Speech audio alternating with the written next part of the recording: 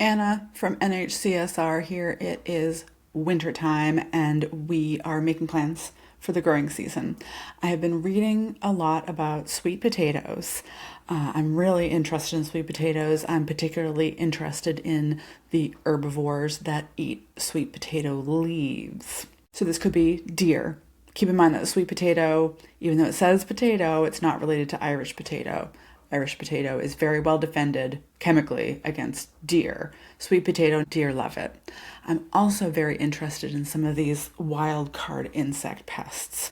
My question is, how much plant tissue can you lose above ground before it impacts the yield of the roots developing below ground? So experimentally, we can definitely manipulate the amount of tissue above ground by physically removing leaves, right? Mechanical damage. And this would be a really good stand-in for deer damage, right? Like chomp, remove those leaves. That would be a little bit different for insect damage. So digging into the literature, there's many parts of the world where folks are harvesting sweet potato vine as greens, right? They're eating it like a spinach leaf or something like that. So there's some work in those parts of the world where they're looking at the effect of harvesting the above ground shoots on the below ground portions. So they're kind of balancing the yield above ground and the yield below ground. So there's some help there. But what about insect damage? I definitely have seen plenty of sweet potato crops here in New England that are doing really well, but they're full of these holes. Most of the time people say, don't worry about it. It's going to grow through it. It's going to walk it off, like that little guy. I wouldn't worry about that little guy. And I think that's right. I'm not sure, but I don't know. And I'm still looking, but I haven't found a lot of research on this. It's a pretty obscure pest, and it seems like in the sweet potato growing regions, they have other weird pests that cause more problem than the defoliators, like the flea beetles and the cucumber beetles. I'm coming up short, so I'm turning to the world of Irish potato and Colorado potato beetle to give me some advice on how to design a good experiment. And while I'm at it, I'm going to do a little summary, a little book report on a paper I found. It is this 1980 paper from the Journal of Economic Entomology, Impact of Defoliation by the Colorado Potato Beetle on Potato Yields. Now, there are certainly a lot more papers that have been done since then, but this is kind of the seminal work, and they make some good points that I'm going to draw from. So defoliation, that is leaf removal or a portion of the leaf removal by animals, reduces plant productivity because those animals are removing the powerhouse of the plant, the photosynthetically active tissues. But the relationship between leaf removal and productivity is almost never as straightforward as you might think. In research, mechanical removal is a good stand-in for mechanical damage. Think like hail damage. So trying to recreate insect damage, we often try to do it with mechanical damage, but it's not always the best stand-in. And the author of this paper makes this point that insect damage can be more selective.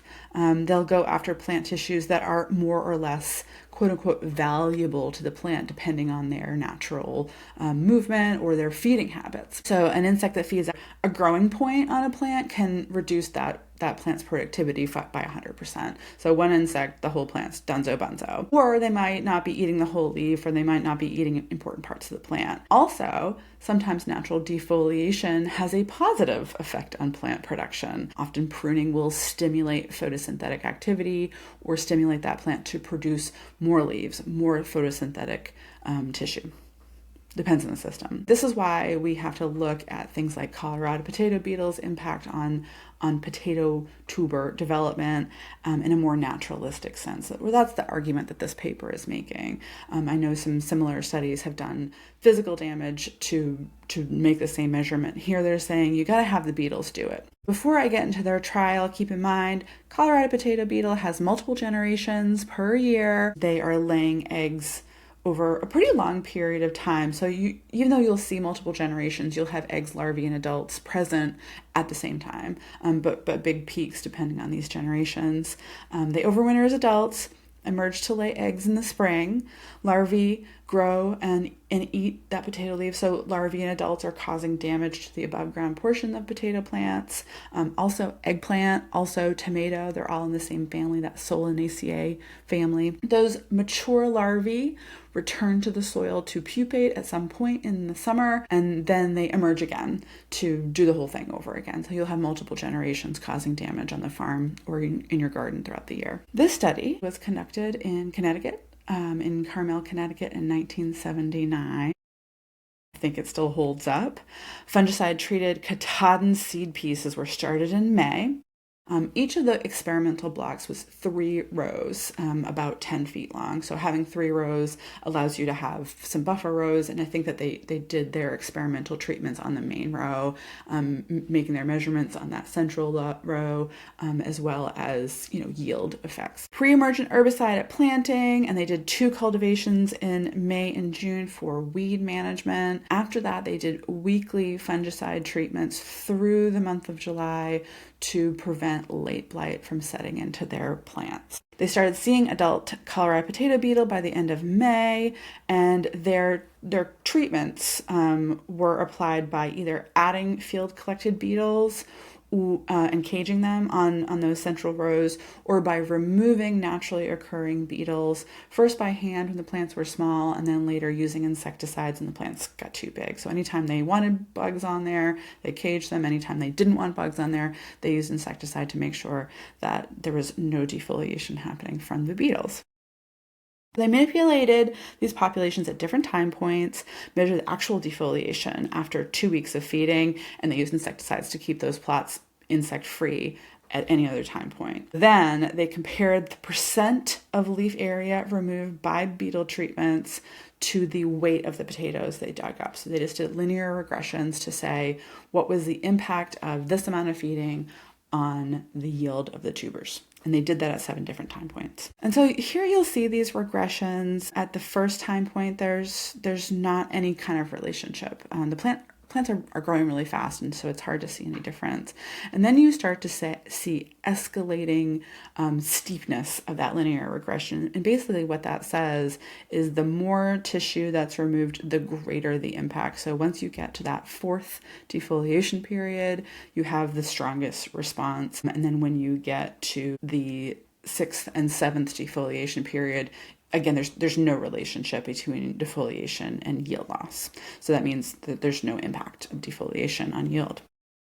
And so these time points, they kind of measure up to this figure that I snagged from Letitia Jarras's 2020 paper on genetic regulation of plant response to drought. That change in physiology that they see, the point at which there's a big impact of defoliation, kind of happens during this tuber initiation period, right? And during the time where tubers are bulking, I think where you lose that impact is between flowering and fruiting. And keep in mind, potato fruits are poisonous. By the time that fruit is setting, that's where you're seeing that shift where you're going from where defoliation really, really matters to where defoliation doesn't matter at all. So the authors conclude potatoes that have already reached full size, you do not need to be controlling Colorado potato beetle after that point. There's no benefit to using insecticide after those flowers have set fruit. So coming back to the question of injury caused by mechanical damage versus insect damage, like can you do this experimentally and draw inferences based on physical removal, mechanical removal, versus letting the insect do the damage? I think that this author concludes that Colorado potato beetle defoliation is less debilitating than mechanical defoliation. So the damage inflicted by Colorado potato beetle adults and larvae is less debilitating than like hail. His point is that hail is kind of indiscriminate. It breaks stems, it kills the whole plant, where the beetles are just eating the leaves and they're not eating the stems. Thinking about sweet potato and coming back to this experiment that I want to design for this growing season, I think I can artificially recreate deer damage using mechanical removal. I think that chomp, being able to just like twist off growing shoots, that's a good stand-in for deer. I think this would be valuable information to find out how much maybe 25% removal, 50% removal, 100% removal above ground chompage would impact below ground root yield. And if it matters when that chompage happens, right? Like early in the growth period or later. So that's an experiment we can do. I think that's valuable. Let me know. But for the insect question, first of all, I need to find out, is this a critical question? Is this something that's on people's minds? I know it's on my mind. But because I know there's not a big population of tortoiseshell beetles on farm at the research station in Durham, I'm probably going to have to bring in insects. And I do feel pretty confident I can find these tortoiseshell beetles. I think I know where I can recruit some growers who would be happy to have me show up and collect their tortoiseshell beetles, I think. However, I don't know how the researchers at New Hampshire AES will feel about me introducing this pest to the farms. There are multiple farms, so we're in luck there. I feel pretty confident the people who are doing sweet potato research at AES are not going to want introductions of this pest. However, at the other sites where there's not sweet potato being grown, it's possible those researchers might welcome this because this might provide a little bit of natural biocontrol for weeds that are related to morning glory, the bindweed and morning glory that ties up some of the production that they have in cucurbits or other vegetables. Maybe they would be welcome to have that. So stay tuned. I am working on this. I want some feedback. Let me know if you have any comments or questions, and thanks for listening.